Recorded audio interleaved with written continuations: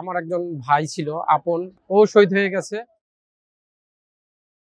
দীর্ঘ প্রায় 18 বছর আমরা কোনো ভোট দিতে পারি নাই, ঠিক আছে, এবং আমরা ভোট থেকে বিরতও থেকেছি।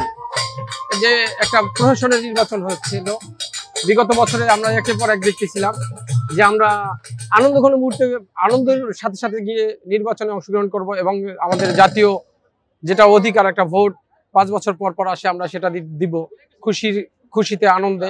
আমাদের যাদের পছন্দ হয়, যাদের পছন্দনীয় প্রার্থী ছিল, তারা সকলে তাদের পছন্দ মতো ভোট দিবে। সেরকম হয় নাই এত বছর। এবার আশা করি এ ধরনের কোনো সমস্যা থাকবে না ইনশাল্লাহ। অনেক কষ্টের, অনেক ত্যাগে, বিগত শহীদদের জীবন উৎসর্গে আমরা আজকে এই স্বাধীনতা, অর্থাৎ দ্বিতীয় স্বাধীনতা পেয়েছি, ঠিক আছে। তার ভিতরে আমার একজন ভাই ছিল আপন, চাচাতো ভাই, একমাত্র চাচার ছেলে, ও শহীদ হয়ে গেছে। আল্লাহ পাক ওকে বেহেশত নসিব করুক এবং সকল শহীদদের প্রতি আমার এটাই কামনা, তারা যেন আল্লাহ পাকের দরবারে বিনা বিচারে বেহেশত নসিব হয় তাদের।